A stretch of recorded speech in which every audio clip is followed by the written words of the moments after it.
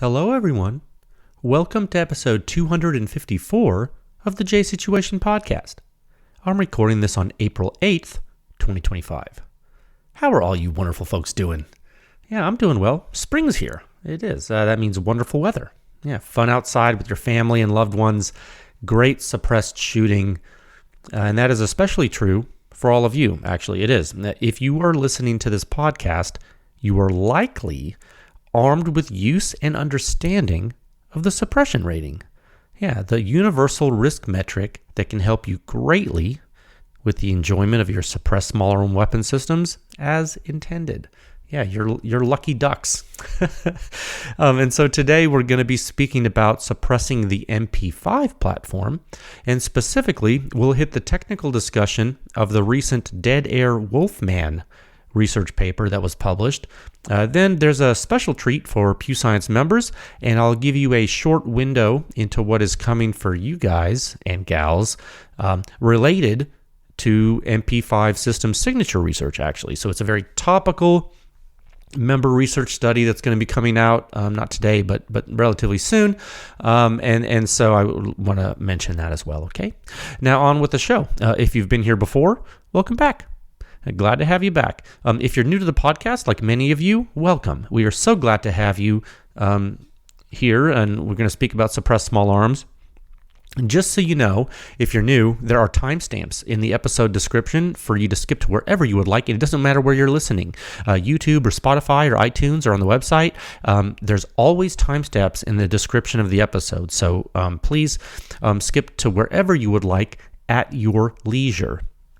Now, just so you know, I am going to speak about sponsors right now. The folks that help to keep the lights on, help this podcast stay strong, continuing to do 254 episodes, which is nuts. So if you would be so kind, if you just want to listen to these, and if you give these sponsors your patronage, I'm sure they would appreciate it, and it would help the podcast as well. This podcast is sponsored by Legion Athletics. Nothing you do, exercise, sports, really anything is worth doing to talk consistency. You have to do things all the time if you want to be good at them. Legion Athletics can help you with that.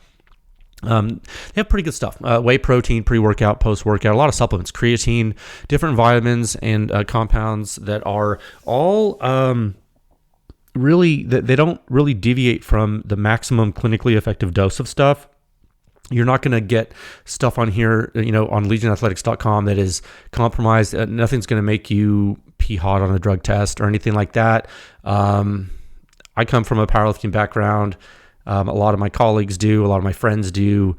They are drug tested. You don't have to worry about messing up your drug test with stuff like this from Legion. They're really pure stuff, really responsible. They're third-party tested. That's one of the reasons why Legion Athletics approached PEW Science. We kind of believe in third-party testing of stuff, and so it's pretty good. Use code word PEW Science to save 20% off of your first order, and if you keep using that code, you'll get a net 10% off every time you order stuff. And I can tell you, I use this stuff myself, especially the creatine, and I can talk to any of you about that if you want. You can always send us an email. Also, this episode is brought to you by Silencer Shop. Their largest distributor of silencers in the world. If you are a new dealer looking to get in space, you don't want to hold inventory or stuff like that, maintain low overhead, it might be good for you. You use their kiosk, and your customers there can do your fingerprints and photos electronically. You cut down on the errors. You simplify your silencer purchasing process. You get a money-back guarantee. It's pretty good. No transfer fees. No paperwork errors. Just you and your silencer with no drama. Truly, silencer ownership simplified. Also, speaking about slinging arms, Top Gun Range out of Houston, H-Town. That's right. Could be a 713 area code situation. Could be a 281. I don't know where you are in Houston. Maybe you're one of those newfangled area codes. Either way, if you're just passing through, they're worth checking out. In addition to having a 15-lane indoor range, they have the largest firearm rental fleet in the entire state of Texas, which is really saying something. And when you rent firearms there, which I encourage you to do, not only can you rent pistols and rifles and shotguns and machine guns, you can also rent silencers, which is awesome because then you can duplicate the PEW Science suppressed setups. And although you're shooting them indoors, you're still getting a feel for the mechanics of the weapons, which I encourage. Check them out at topgunrange.com and on Instagram at topgunrange. Capital Armory also sponsors this podcast. They are another Texas company, which is awesome. Silencers are in high demand. Approval times are screaming fast. You're going to need resources, different places to buy silencers. Trust me. Like if you're a consumer, you're going to shop around. I know you will. Let's not make believe that you don't. So Capital Armory offers something that's really cool. They have a large selection of silencers. They help you with the painful paperwork, but also they can ship the silencer directly to you. If you live in one of the 42 states where silencers are legal, you can order a silencer in your living room and have it shipped directly to that same living room. Yeah, it really is that easy. Capital Armory, silencers shipped directly to your door. And also they've partnered with PSA, Palmetto State Armory, which is another PEW Science supporter, just so you know. So the PEW Science family is growing, and we like that. And speaking of PEW Science, I don't know if you know who that is, but did you know that PEW Science also sponsors this podcast? That's right. I'm the technical director of the lab, and in the interest of public education, we have chosen to sponsor this podcast and run a public research effort in the hopes to continue to push the silencer industry forward one test at a time. We've been doing that 5 years running. You can visit our website at pewscience.com for the suppression rating. It's the simplest and most accurate hearing safe rating for suppressed small arms based on true human inner ear response of the entire gunshot from before combustion takes place all the way until all the combustion is gone. That's right. PEW Science is the home of the silencer sound standard, 7 sections. The most in-depth and accurate silencer data analysis in the entire known universe, all available to you, the public, 24/7 at pewscience.com. And you can support the podcast because you want to. And you can even support all the public testing. It's amazing by joining with a membership at pewscience.com, tax deductible probably. Also, there's a donate feature on the review page and the podcast page. Every little bit helps, and something that's free. And if times are tight and you've lost your entire fortune in the stock market because of the tomfoolery going on, something that's free and doesn't cost you anything and is compatible with your ramen noodle eating self is just giving the podcast a good rating on Spotify or iTunes or YouTube or Facebook or whatever. Like, subscribe, share. Let folks know that silencers and guns are awesome. We can normalize the use of suppressed small arms. That is what you're charged with. It is your commandment. 2 topics for you today. Like I said, we're going to go through Sound Signature View 6182, which is the data Wolfman on the MP5, 2 configurations. It's going to be great. And then topic 2, I want to go into some pending PEW Science member research on the MP5, like I told you earlier, okay? So let's kick off the introduction to topic 1 at a time of 7 minutes and 46 seconds. Perfect. 1 moment. Oh, excuse me. Very good. I just had a great powerlifting workout. Pretty stoked about it. Very healthy. Getting stronger, getting back into it. You love to see it. I mean, is it tough to get in there when you're busy? Absolutely. But when you do it and you're just like, yes, you feel so good. I'm in that, what is that? The golden hour, hour or 2 when right after the workout when your cells are primed to accept nutrients. It's like that post-workout awesomeness. Physiologically true. You should research it. Topic 1, Sound Signature Review 6182. The Dead Air Wolfman on the HK SP5, which you all know is the semi-automatic HK manufactured analog of the MP5. Glory be to HK for letting us have that finally. So we tested the Wolfman on that in both the long and short configurations. This is a prolific and also misunderstood submachine gun silencer. And so we're going to dive into the technical discussion of the data, all the analysis in that report that was published last week. And so this is what a lot of you love to do, and I do. I love this. And I was talking with someone about this. This is my jam. Like the MP5, it's one of, if not the best, relatively modern submachine gun silencer hosts that we have. Right? And I say relatively modern because it is, of course, a 1960s design. And there are things from earlier in the 1900s that are great. Don't get me wrong. But as far as modern subguns go, the MP5 is considered by many to be the gold standard. It's arguable, of course, and people do get in very heated arguments about it. But I mean, come on. It has constant recoil. The ergonomics are out of this world. And the sights alone are amazing. You put a fixed stock on a full-size MP5, and you are about to have some exceptionally fun, comfortable, accurate shooting. You really are. I mean, really, the only thing an MP5 needs you to add to it, like from the factory, is grip tape on the grip housing. Like, in my opinion, that's really what it needs. That's almost mandatory. Just put some, you put some hockey tape on there. It doesn't have to be fancy. Go to your local sporting goods store, get some hockey tape. It doesn't matter. You put it on that dang grip, and then you're good. You're good to go for shooting all day, I say. And a silencer. Look, if you don't have an MP5 SD, which barely anyone does, you're gonna need a silencer for your MP5. Okay, so that's important. And that brings us to the Dead Air Wolfman. Now, the Dead Air Wolfman, it's a funny name to me. Wolfman, can it do things other? Can the Wolfman do things other than 9mm subgun? Well, yeah. I mean, of course it can. And you know what? Dead Air's website tells you it can. It does. But at the end of the day, it was a replacement for their Wolf 9 SD. And it is, in fact, a submachine gun silencer at its core. I don't think anyone would argue with that. And we are treating it like that in the PEW Science Research Taxonomy. As far as the silencer sound standard taxonomy is concerned, the Dead Air Wolfman is a modular, conventional baffle submachine gun silencer. Okay, that's what it is. That's what we are calling it. Now, is it refined when compared to submachine gun silencers in the past? I mean, in the performance of blast load management, I would say no.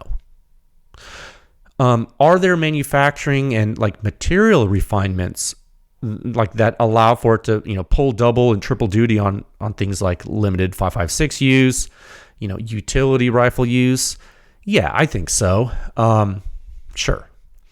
But as a subgun silencer, besides it having a wiped end cap, it has that wiped end cap retainer for the use of the wipe, and besides it being modular, there really isn't anything here that makes us say, oh my gosh, what a subgun silencer revolution. There's not, and I'm not saying that to be mean or anything. I'm just saying it's okay.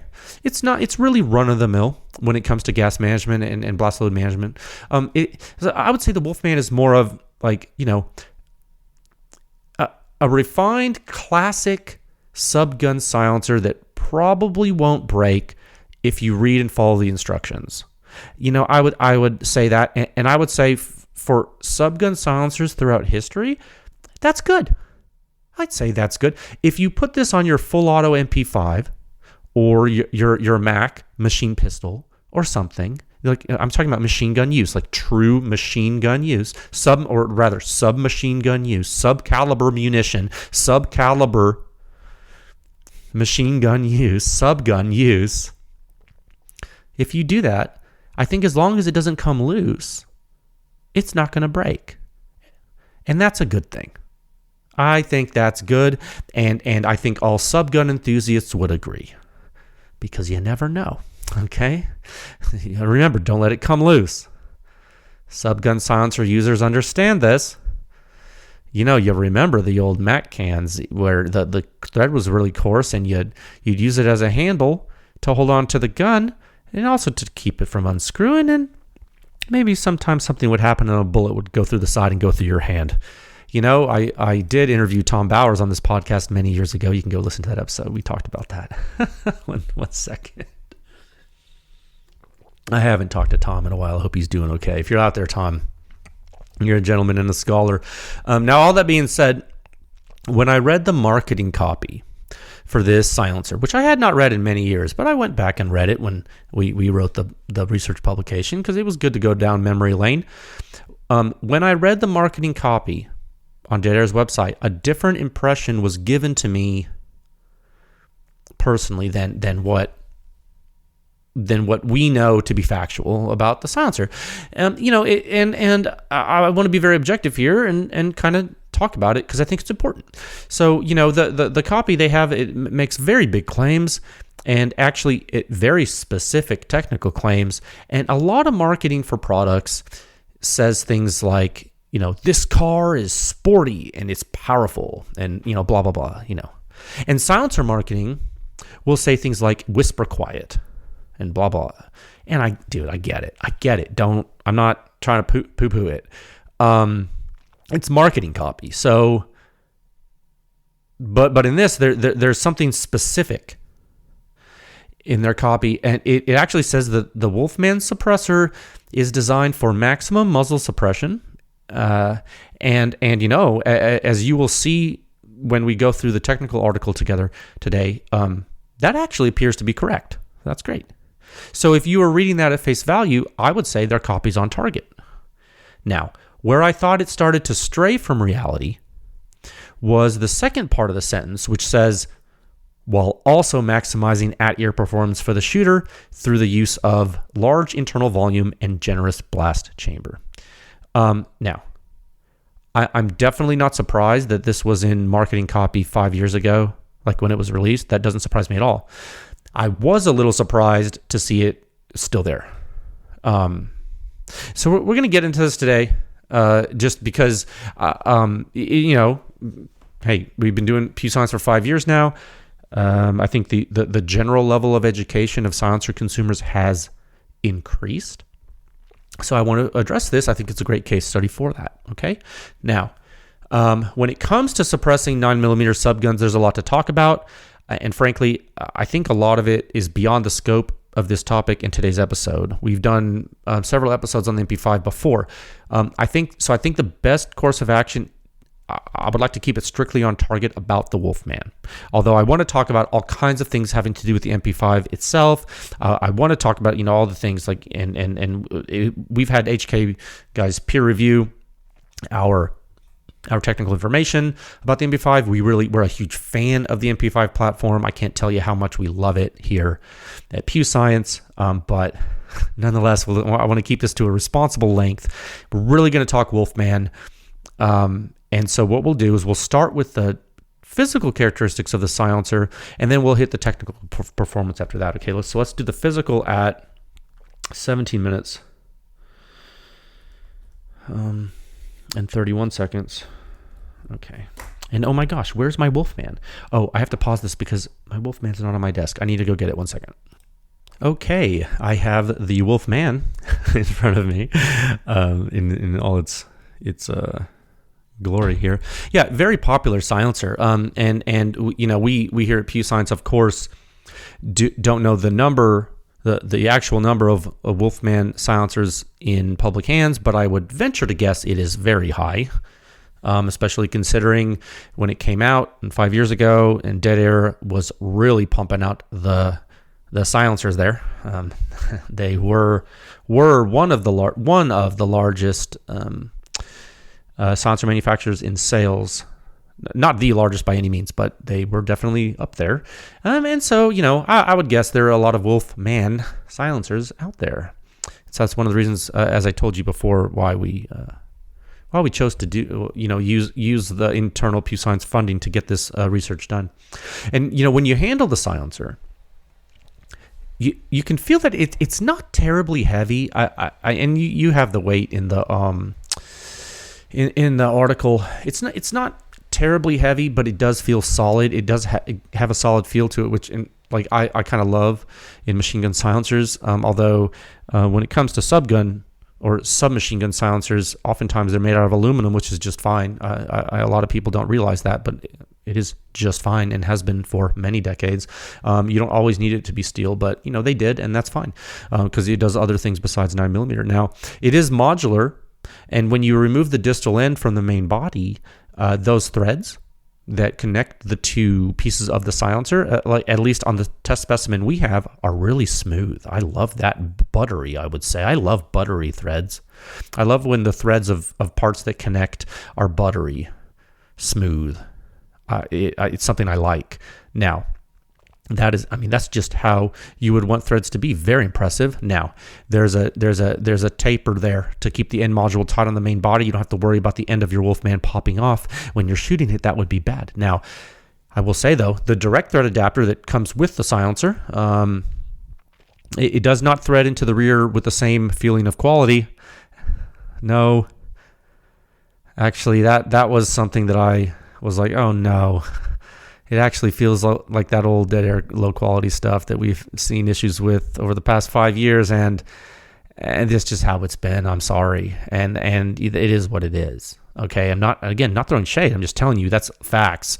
I don't think there's anyone who you can't ignore it, right? I mean, if you've been in the silencer game for the past 5 years, and so and that was interesting to me because it's a brand new silencer, like on loan to us. This model, I'm not saying the Wolfman's brand new. I mean, it's been out for 5 years, but the test specimen is brand new that we have. So it's not like it's an old, and so take that for what it's worth. It could be the whatever shop they had make the dang mount is wrong. I don't know, because the threading between the module, the end module and the main body is buttery nice.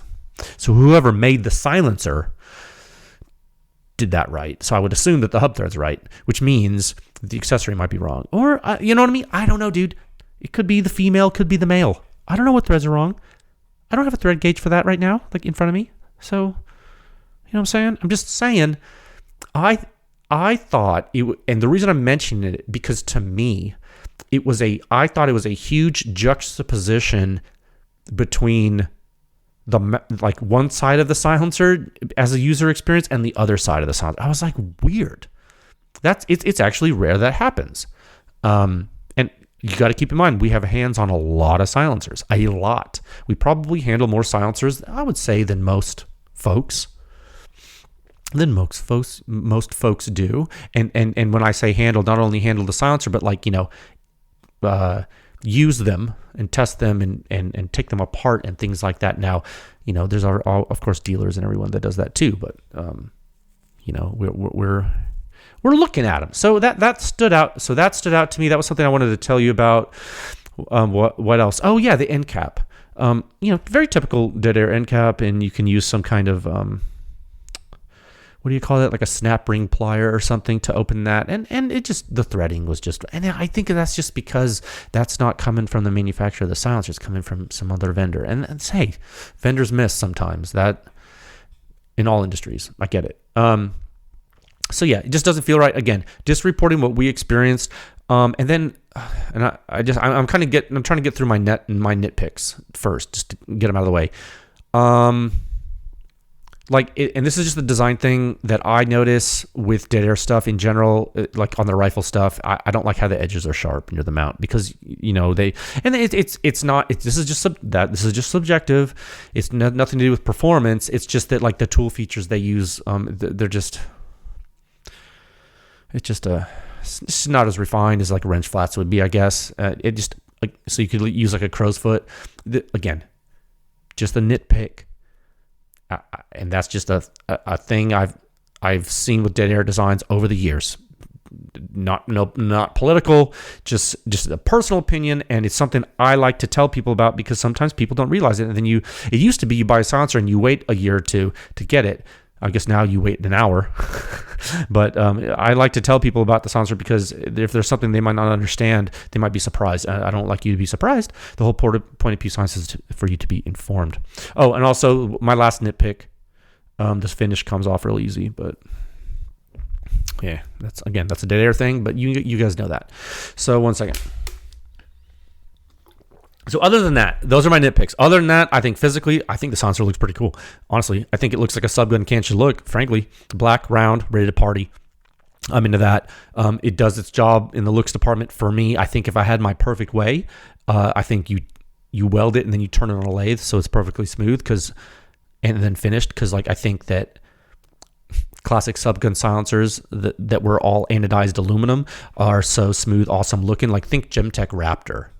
Think Mark 9K. Think some old SWR stuff. The old MP5 silencers that were smooth black anodizing that was like soft to the touch. Ooh, pretty. That's what I like. Again, completely subjective. Doesn't matter. But again, we're going physical characteristics. It's stainless steel, fully welded. Yeah. So, In the blast chamber of the silencer, moving to more technical discussion of the physical characteristics, you have dished curved cones with mill cuts, right? So nothing special here at all. It's just an adaptation of curved cones with mill cuts that you've seen for decades. So there's really nothing revolutionary. The way dead air is getting more volume is just because they're welding the baffles together in a tubeless configuration. Again, nothing new there. That's all though. That's all the design. The end cap module adds 4 baffles to the main module, 7 baffles. So you have a total of 11 baffles, which is a lot of baffles, which can make things quiet, but do other bad things if you're not careful. So, and we'll talk about that. On the back end, I mentioned the mount. It's not hub. Okay, this is actually dead air P series threading because it's not a rifle silencer per se. So any type of mount you want to use in the back has to have that thread pattern, that dead air P series threading, which is fine. The dead air mount, the direct thread dead air mount we tested it with came with the silencer with that P series threading. Obviously, you can also use 3-lug. You can use piston for a pistol if for some reason you want a huge silencer on your pistol, which I would never recommend you do, but do it if you want.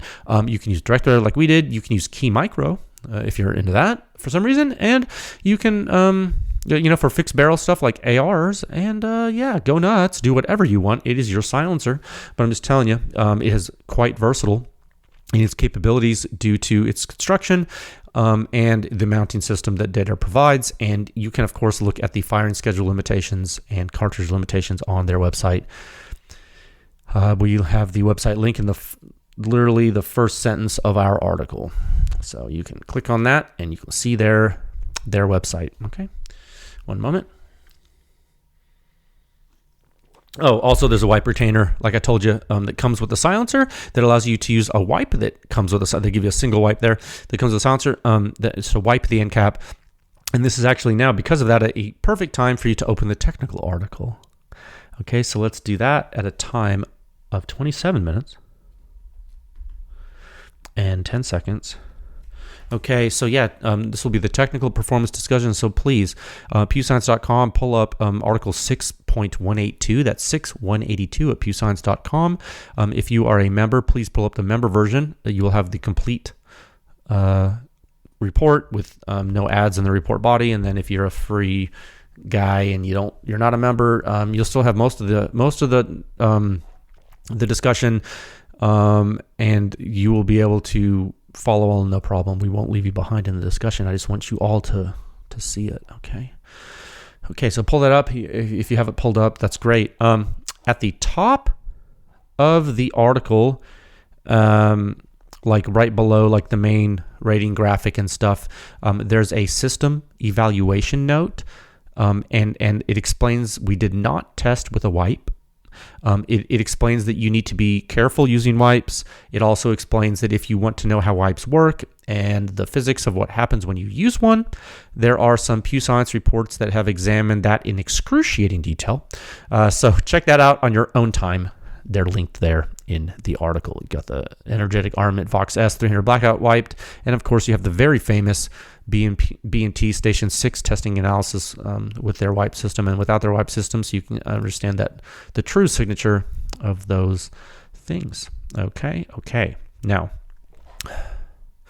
bottom line up front, 60.0 suppression rating for the Wolfman in the long configuration, 1 meter left of the end cap of the silencer, 1.6 meters above the ground in the true free field, with an HK SP5 with A2 fixed stock, an 80-degree locking piece, spear Lawman 147 grain 9mm ammunition, which remains subsonic out of the MP5 barrel length. Okay. You got all that? That's all important because the suppression rating is tied to weapon, mil standard testing protocol, ammunition, silencer. If you remove one of those things, the suppression rating is no longer valid. You get it? Okay, very good. 60 at the muzzle. Okay, 60 at the muzzle. Remember that number. Shooter's ear suppression rating of 36.4. And what is that from? Well, that's calculated from the test data acquired 6 inches right of the shooter's right ear. Okay, 60 at the muzzle, 36.4 at the ear. And this is the long configuration we're speaking about right now, okay? Okay. I guess I should mention that we're going to go long then short.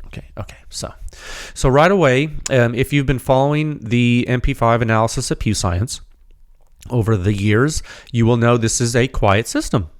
For sure, quiet, for sure. Bro, like 60 at the muzzle is no joke. It is no joke. That is quiet. But also, look at the shooter's ear disparity. Yeah. So what's up with that? Well, no, but really though, what is up with that considering what we just talked about earlier in the talk?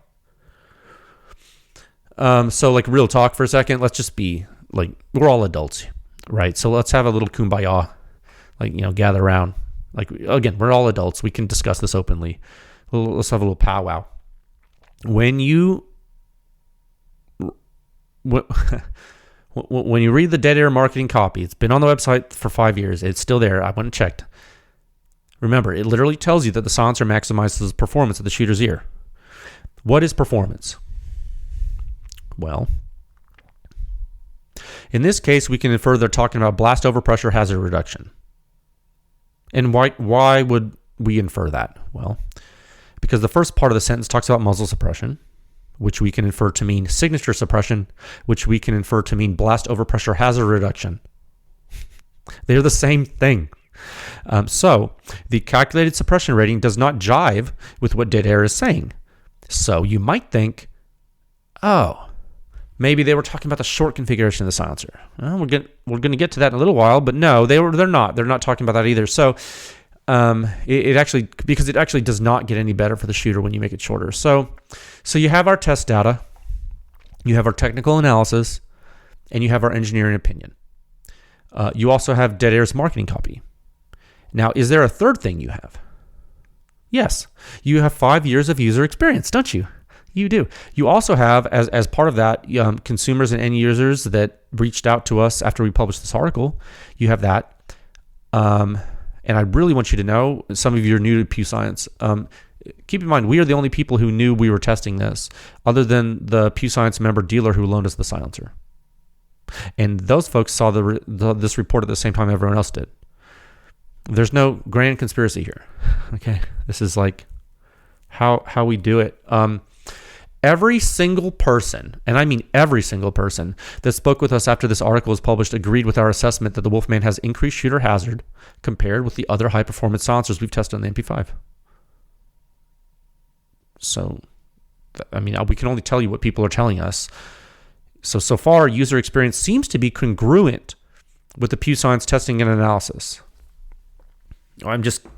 Sometimes I don't tell you that, but it's like pretty ubiquitous at this point. I mean, of course, there's going to be folks with agendas that like to,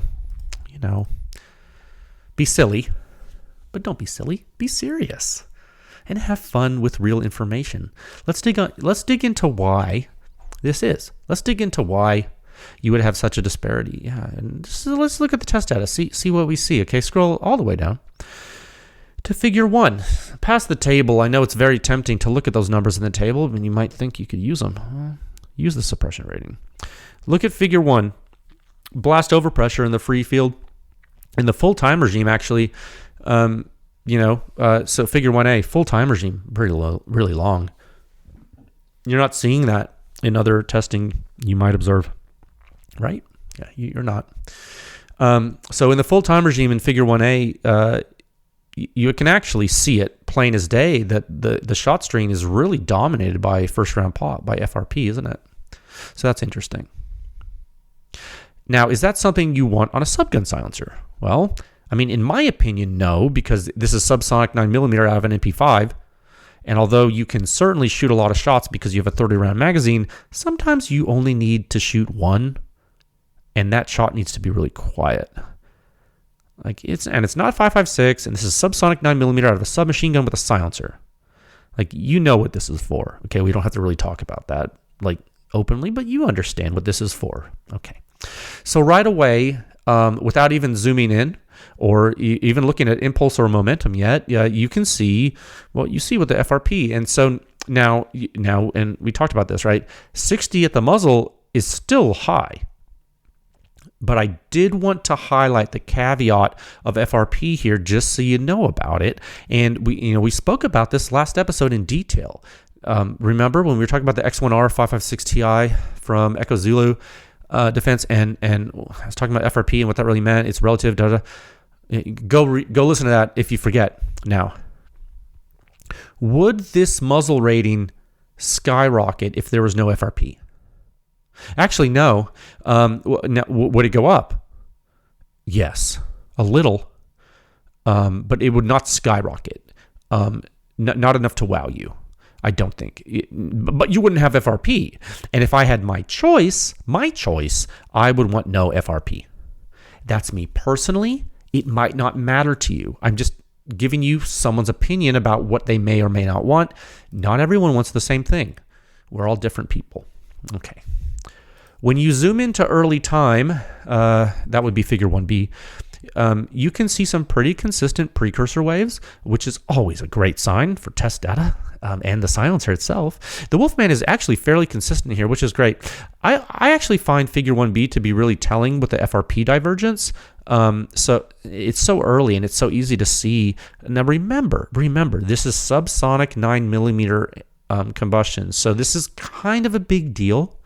Again, and just to give you some context, if you're new, if you want to see what deleting FRP looks like, so-called deleting it, check out the PTR and CAT test reports on the MP5. That's some ninja stuff. And I think I'd be remiss if I didn't mention it, because these are the big boys. These are full-size subgun silencers. So, hey, you want to play or not? Now you got to ask yourself, are we spoiled at this point? Well, I mean, no, because the GSL Phoenix exists, and that's like literally almost like an old Gemtech Mark 9K, which is ancient by modern silencer consumer standards, and like it barely has FRP. So it's not like oh well, of course the modern stuff has it, and the Wolfman can't. Like I heard someone say, well, it's just an old silencer. It's like, no. Don't tell me, oh, the Wolfman's old. Dude, it's only 5 years old. That's not old in silencers. Relax. Don't be look, if you want to be an apologist, do it. I'm not going to knock you for that. But again, we're all adults. We're all adults, dude. Don't be talking about it's because it's old. It's not old at all. It's 5 years old, dude. PEW Science is 5 years old. Okay. The Gemtech, or like the GSL Phoenix, is basically a Mark 9K with like no FRP, and it's like forever old. So we're gonna get to comparisons later, but while we were here in the free field blast pressure in these two figures, I wanted to tell you this is real. And like if you saw it and like weren't and you didn't know what it was showing, I'm telling you what it's showing. It's showing extra blast loads happening because of FRP, because that's what FRP is. It's extra blast loads because there's extra oxidizer in the silencer, and this silencer is not controlling it. This silencer is not controlling the extra combustion. Okay. That's what that means. And this is subsonic 9mm out of an MP5. This is an MP5. It's supposed to be super quiet with a silencer. That's the job. Remember? So now you move down to figure 2 in the impulse regime, and you see it more clearly. You also see some momentum decaying as you continue to fire, which I think is probably what users are experiencing when they say it gets quieter through the string. I mean, that's what our data is showing. That's what our analysis is showing, and that's congruent with everyone shooting the silencer. So yes, I would say that's tracking with reality, and that of course does happen with this type of design. You would expect that to happen. There are some erratic things going on, but you got to keep in mind you have a modular design, which is cool. So when you have a modular design, and when you have a void in between the sections, so basically what's happening in so many words is that the expansion's changing variably as well as the pressure. So unless you tune that, it's going to do things like this. And that's just our experience. Especially in a simple silencer design like this, you're gonna have some inconsistency. The really good thing, though, that you see is how consistent the early time blast load momentum is in all the shots. That's reassuring. Like things are literally right on top of each other at first, which is very good. Very consistent start to it. Just a little wonky in the middle of the event there. So we see that wonkiness and we note it. Very good. And I think a really good part of this report is shown for members. And again, like as always, I do recognize that many people are not members of PEW Science, but if you are, I really need you to check out the shooter's ear section. You scroll down here to section 6.182.1.2, and when you see the blast loads nesting with mechanical noise, you're just seeing something about the Wolfman that the other high performance systems are not doing, and that's really showcasing some of the issues here. If you are sending blast loads into the blast chamber of a silencer and you have no vent pads other than the axial bore, you better have something up your sleeve. Okay? Spoiler alert, the Wolfman doesn't. It doesn't have any mystery to it. There's no mystery. It's not trying to like seduce you with delusion or magic. It is a very utilitarian design, a very what you see is what you get. When you take out the mount, look inside the blast chamber, you will understand it. Okay? The shocks from let me be more exact in my speech. The shock loads from supersonic blast loads that are pushing the subsonic bullet. Yes, you heard that right. The supersonic blast loads that are pushing the subsonic bullet. Yes, that's how that works. Those shock loads are building impulse in that blast chamber. And boy, oh boy, are they coming back down your barrel. And the MP5 is awesome because it's not straight blowback, right? You guys know that. It does delay the action moving with rollers. It's roller delayed blowback, which is cool. But it's not a magic wizard gun in all ways. I mean, in some ways, yes, it is space magic from HK. But in this way, alas, it is not magic. It can't somehow make a high back pressure silencer super quiet to the shooter. The MP5 can't do that. It is not an all-powerful wizard. So, despite what we would love it to be, MP5 it has only what it has. Now, the MP5 will,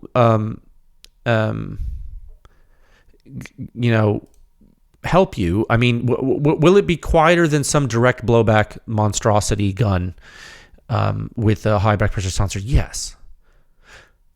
Now, if you put a higher performance silencer on this gun, like a modern hybrid design, then you're going to see what an MP5 can do. And then you're like, oh my goodness gracious me. And you will like lose your mind. It'll be so great. So clearly, let's talk about this. Clearly, like the large blast chamber of the Wolfman, which is not really that large, and the volume of the silencer, which is like not really that big, is not making the shooter experience great. I mean, it's not bad. It's just not awesome. Like, and some of you that really understand silencers, you might think, well, hey, if I remove that distal section and I reduce the number of baffles, well, I'm going to get lower back pressure. I mean, in some ways, yeah, sure. Your late time flow rate's going to increase. That's like by inspection, you can see that, I would say. I mean, you're dropping your omega metric, obviously. You're increasing the distal blast load momentum propagation rate. That's literally what the omega metric is. Absolutely, you're dropping that omega.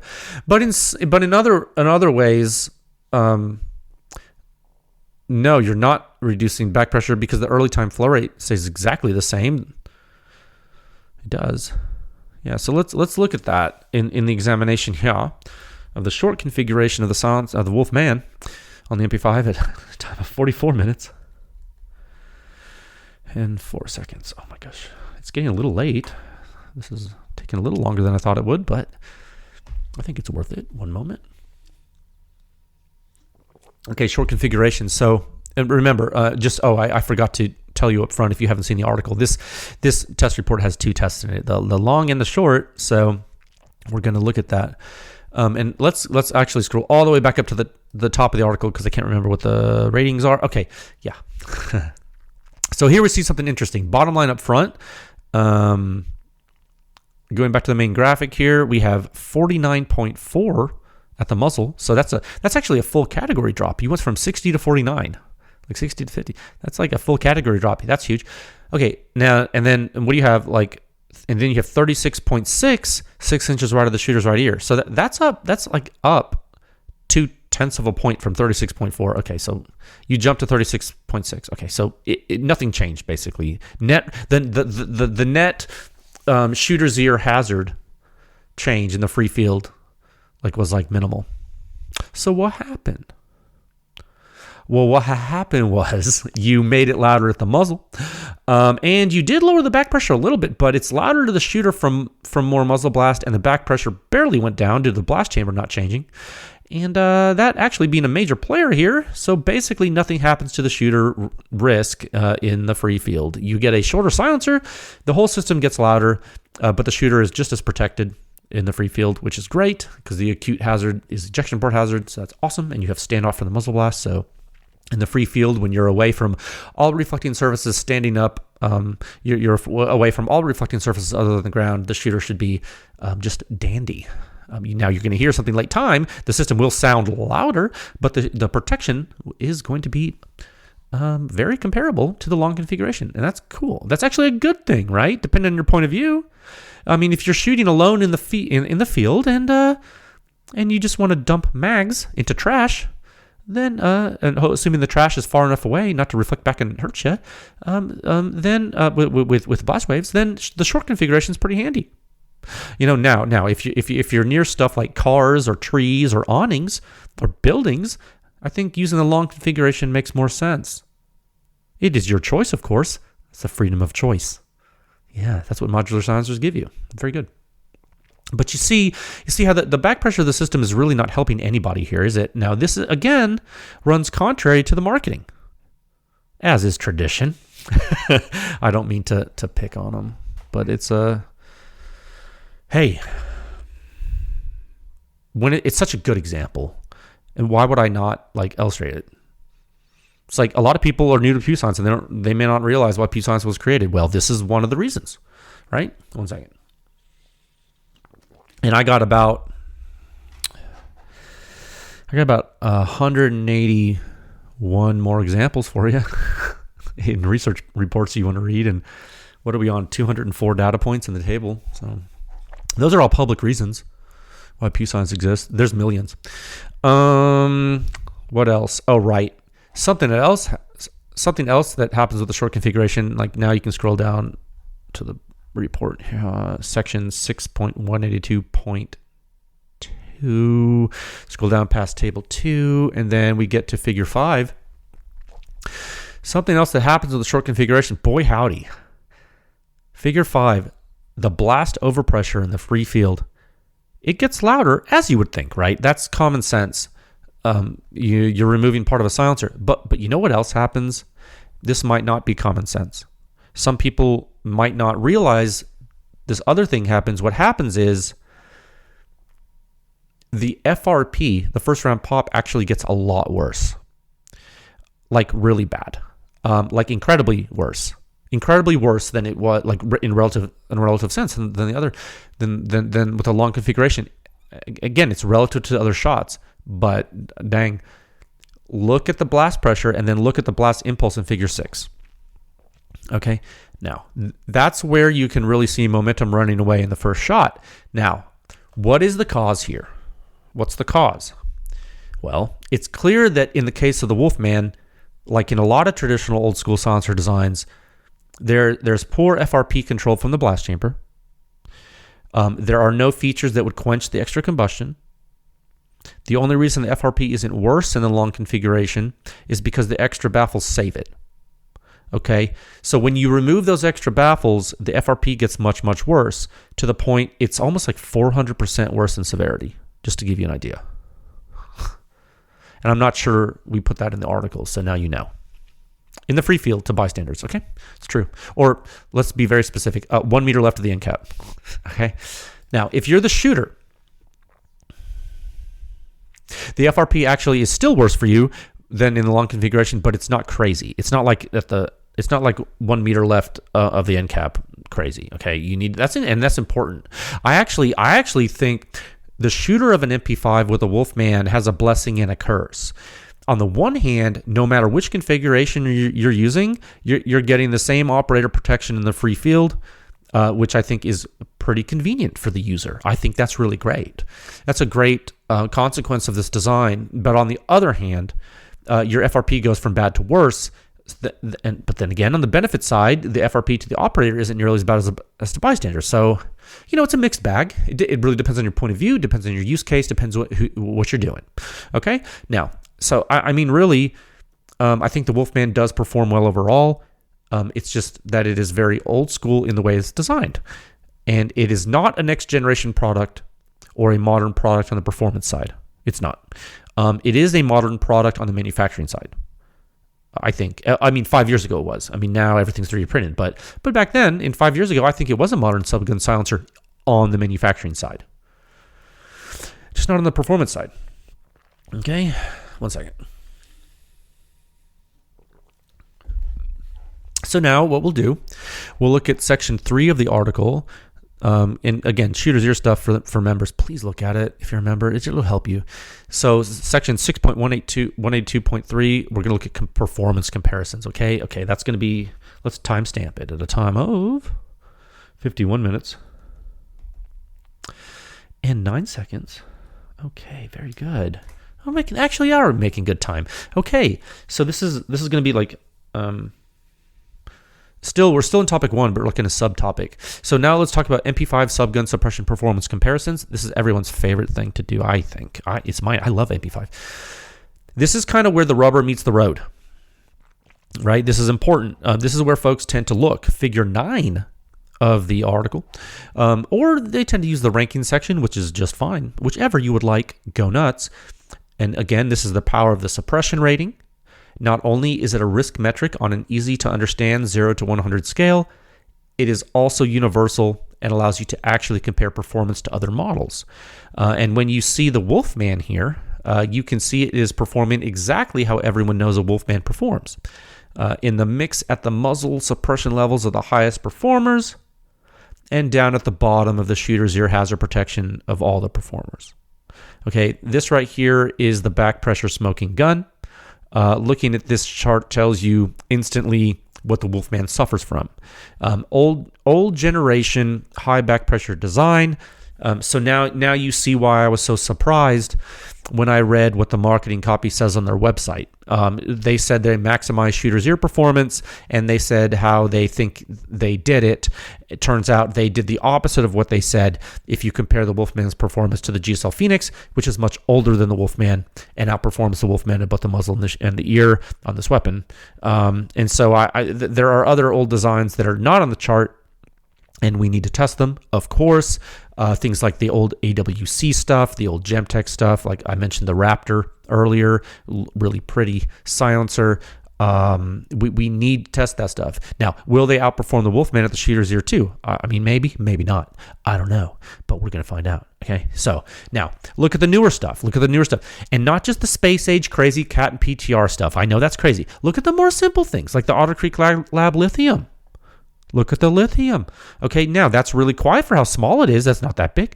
Now still slightly outperforming the Wolfman to the shooter. Bro, that's a big deal for such a small thing. Now, yeah, you get into some more advanced early time flow dynamics with the Resilient RS9 there, and you're really pulling away in the operator hazard reduction department. That's getting a little bit extreme. And heck, you go super tiny there. Even the Huxworks is walking away here, the shooter's ear. And if you're feeling frisky, you use a PTR Vent 2 or a Cat Mob, and then you play a completely different sport. Hell, the Cat Mob is doing things that are borderline nutso. If you look at Resilient PTR Cat, you talked about subgun silencers, you could say, yeah, those are probably next generation, dude. Relative to older subgun silencers. The Wolfman's not, okay? And I'm only saying this because they say it is. I'm not trying to pick on anyone. I am making it, I want to make it 100% crystal clear. what we do here at PEW Science and why.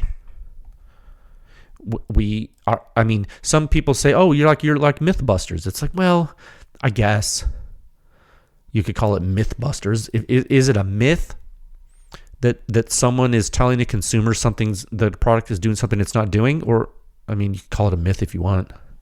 We prefer to call it third-party performance validation. Okay. So this is literally a case study where we went back in time to how the industry was doing things before PEW Science started, and this is what they would tell you, and we don't have to prove this to you with screenshots. Okay, it's still there. So yeah, 5th anniversary PEW Science case study of reality, still valid in 2025. And I don't think there's an updated Wolfman yet. Maybe one will come. I have no idea, but you never know. New things are happening all the time. Okay, 1 second. Now, for all of you who have one, you know it's quiet. You know it. It's a versatile silencer. And as long as you know what you're getting, like, you should not be disappointed. Like, I don't want people to have buyer's remorse on this thing. I think it's a great silencer.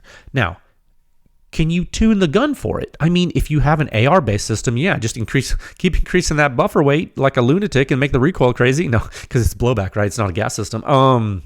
Maybe use like a radial delay blowback thing if you're an AR guy, 9mm AR guy. I don't know, dude. The MP5's good, but it can't work miracles, like I said earlier. I'm sorry. You're still in the mid-30s at the ear. It's not like it's crazy. It's just not mid-40s or 50 at the ear, which is a different sport, and you'll hear the difference. Trust. So I don't want to crap on it. I think the gross suppression rating in the Wolfman does stand on its own, and so does the versatility. And there are plenty of people who have this silencer that enjoy it, and they use it on a lot of things. I just don't want folks to be hoodwinked and think it's low back pressure, like the marketing definitely implies. And the marketing implies that, and it's 2025, and you don't have to fall for that anymore. You do not. Okay, so all in all, versatile, durable, quiet. You may need to tune a weapon for it, depending on what you're using it on, okay? You can make it short, shoot the crap out of it. You're probably going to have a great time with this silencer, regardless of what you do with it. Just know how it performs, treat it accordingly, wear your PPE as appropriate. You can do it. We believe in you, okay? You know, I want to make sure before I leave this, you guys know that, like, blast load expansion to a larger volume is good, but you know that, like, back pressure has to do with compressible flow and blast load reflections and impulse accumulation. It's not as simple as you may think. You cannot expect not to vent your blast chamber and have a back pressure that's super low. You just can't expect that if you don't look at the whole system and how it's behaving. These old wives, I would call them myth. You know what? Maybe it is Mythbusters, because they're myths. Those old wives' tales in the silencer industry about blast chamber size and back pressure, guys. I present to you the example of the AAC SCAR silencer and the folks having to drill holes in it because the Navy SEALs were breaking the guns. Tale as old as time. Just look at the data, guys. Okay? Godspeed. Let's move into let's talk about the joys of the MP5 and topic 2 at a time of 58 minutes and 35 seconds. Remember that book, The Joy of Cooking? Like, everyone's mom had it. It's like a cookbook. It's pretty cool. 1 second. Topic 2, pending member research, MP5 suppression. That's right. The Quietest 9mm subgun silencers. We're looking at that. We're looking at this study. We're doing a study for you. We all know and love the MP5 platform. It is perhaps, again, one of the most famous and refined subgun silencer hosts that we have in small arms. I'm honored to even examine it, frankly. And so we're looking to understand which silencers help it to perform at its greatest potential. which silencers have the best signature reduction and tone, and so we are working on, it's an ongoing in-depth signature research study that we're going to deliver exclusively to PEW Science members, just as a thank you for your support. And we're hoping to have this study ready for members this week, or we were actually hoping to have it ready this week, but there unfortunately were not enough hours in the day, it turns out, during every day that we tried to push it through. I'm tired, boss. No, we ran out of time. I was talking to my wife about it last night. I was telling her, I was like, I am so disappointed that I am so disappointed that I cannot publish this for folks. And she was like, she's supportive. She's like, it's okay. You'll get it to them later. I was like, I know. I just really wanted to get it. And we have something else we need to do for you next week that's not this. And I'm sorry. And I didn't even have to tell you about it, but I was so excited about it, the research, that I wanted to talk about it with you, because I was like, dang it. Just so you know, we are working on it, and you'll have it when you have it. I'm telling you, we're about, and this is the embarrassing part, we're about 30% through the engineering calcs. Give or take. We're a lot less far ahead than I thought we would be at this point. So that's a pretty good progress point for you. We're about 30%. So I can't give you an ETA, but I can tell you where we are. I can give you a progress report, and 30% is not even 50, and that's sad. I'm disappointed. So, but I can tell you, and I wanted to update you, what we're seeing so far from the silencers on the MP5 currently in the research pedigree, is that tone, as many people call it, people love that word. I can't wait to show you. The tone, it's definitely a differentiator here, and because this is the subsonic ammunition combustion regime, end users are really going to have comments about that when they are hearing different system signatures. I've heard it already. I love the tone. You might. Awesome. Well, let's show you quantitatively what it's doing. Now, okay. Now, don't get me wrong. Tone actually does matter in all signatures because it's an inherent property of the sound signature. So don't, some people are like, well, they're just not quantifying tone. It's like, well, the hell we're not. What do you mean we're not quantifying tone? We're actually quantifying every single part of the signature. Don't tell me we're not quantifying the something about the sound. Yes, we are. In fact, we're the only ones doing it because we're considering the whole damn thing. No one else is. Don't tell me we're not quantifying tone. Yes, we are. They're like, well, they have how loud it is, but not the tone. I'm like, no. Don't separate them. They're coupled, my friends. They're coupled. And the members who looked at previous research supplements see that. Okay. Tone matters in all signatures, including suppressed systems firing supersonic 556, supersonic 308. It's in it matters in all the sounds that you hear, impulsive or steady state. Impulsive or steady state. Now, does it matter differently, impulsive versus steady state? Well, yes. Is impulsive noise different than steady state noise? Yes. Is there a reason you can't compare a jet engine and a lawnmower to a gunshot? Yes. Is it because of their peak dB? No. Is it because of their wave shape and impulsivity? Yes. Is that why we use the suppression rating? Yes. It is. Tone matters everywhere because it's coupled to everything. So, 556, 308 doesn't matter. It's just that with your MP5, with subsonic ammunition, a lot of users may not have hearing protection on, so things can really be in your face, so to speak, right? So you're really going to notice stuff. So that's one thing to look out for. I will tell you that's coming. Another thing we're seeing so far in this study, and keep in mind, we're only 30% or so through with the calculations. We're seeing a really great distribution of severity in certain regions, and I believe that I'm kind of foreshadowing that you're really going to have an incredible scale to work with for user comparisons. And that makes me excited. And what I mean by that is that members that are reviewing this upcoming research study, they're going to be able to really have great peg points going forward for what to expect from subgun silencer technologies, like when it comes to performance. And we have enough types of systems for you to really understand performance potentials, I think. Now, I know there's less than 10 of them. There's less than 10 systems right now, but from those 8 or whatever it is, whatever those things that comprise the current portion of the MP5 pedigree, you're spanning classic, middle age, flow baffle, modern hybrid, it's really a sight to behold when you consider the breadth of technologies that are represented in this relatively small data set. It's really a sight to behold. And I know this is a short topic, but I really wanted to mention it because I was super stoked that we might get it done for you in time for this podcast episode. I was so excited, but we didn't make it. I'm sorry. I am. I feel like I let myself down, but I know I let you down. So if you're a member, don't worry. When it's released, you're going to get an announcement email because all PEW Science members are already on our email list because when you join, I add you to it.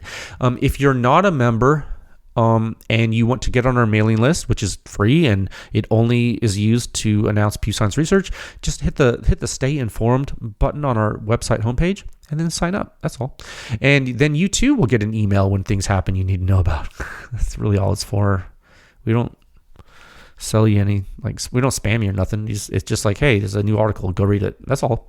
So I hope this episode was informative. I hope all you MP5 people are getting excited just because it's the weather's changing. You get to go shoot because MP5 people are like the best type of people, and everyone knows the MP5 master race is real. It is though. I hope those of you who have never shot a suppressed MP5 get to have that experience someday. I would say if you're into suppressed small arms, I'm not saying go buy one. You don't have to buy an MP5, but if you could go shoot one suppressed, or even unsuppressed first, I am so excited for you if you've never done it. It's just something. And I'm so glad that we have the MP5. I'm thankful for it. And so hopefully that this research will set some of your expectations for shooting one suppressed that are realistic. Now that you have the suppression rating for all these MP5 systems, okay? So we're going to be back soon with more test data and analysis. Don't worry, our backlog is incredible, and so you'll get a lot of that. So thank you for listening. Please stay safe out there, and I will talk with you folks again soon. Okay, bye.